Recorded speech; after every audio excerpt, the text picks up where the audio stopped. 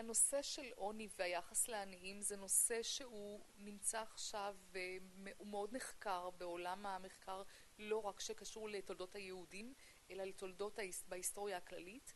כנס למשל בנושא הזה נערך בספרד ב-2009 ועסק בכמה היבטים של הנושא. א', מהו ההגדרה של עני?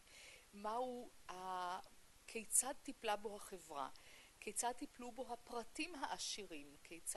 כיצד סייעו העשירים כאנשים פרטיים לעניים? מצד שני, כיצד התארגן הציבור כשהוא בא לטפל בעניים? מה היו המוסדות שהוקמו לצורך הסיוע לעניים? הנושא הזה שהעסיק ומעסיק את ההיסטוריונים של ההיסטוריה הכללית, מעסיק גם את הנושא של הכנס שלנו היום, שמתמקד בחברה היהודית בארצות אגן הים התיכון בימי הביניים ובראשית העת החדשה. כיצד הוגדרו העניים היהודיים? דבר שני, מה היה היקף העוני בקהילות היהודיות? כיצד עזרה קהילה יהודית כגוף ציבורי לפרטים העניים? האם למשל הסיוע של הפרטים העשירים התמקד רק בצדקה, שזה גם היה נהוג בקהילות הנוצריות? במושב שדנו בו עכשיו התייחסנו בעיקר לארצות הנוצריות. 3 קהילות יהודיות או ב3 מרחבים גיאוגרפיים בולטים נבחנו בו. המרחב של הקהילה היהודית באיטליה שמיוצג על ידי הקהילה היהודית של רומא, שאותו הציג פרופסור לטס.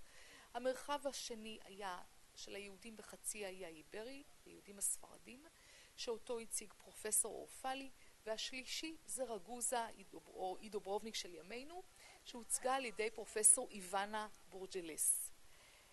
3 ההרצאות האלה נתנו איזשהו מבט על העוני בקהילות שבארצות הנוצריות. ההרצאה הראשונה התייחסה בעיקר על היקף העוני בקהילות היהודיות, בעיקר בזו של רומא של המאה ה-17, כאשר דוקטור לטס הדגיש את התמורות שבהגדרת העני, את המצב הקשה של הקהילה היהודית שמביא בהכרח גם לריבוי של העניים בה, וכן הוא התייחס גם לסיוע של הקהילה לעניים שמתרבים בגבולותיה. פרופסור אורפלי התייחס לבתי המחסה, מה שנקרא ההוספדלה, היו בחצי האי האיברי. הוא פירט כיצד טיפלה הקהילה היהודית והמוסדות היהודיים באמצעות אותם אלה שביסודם היו בתי הערכה, כיצד היא טיפלה בעניים.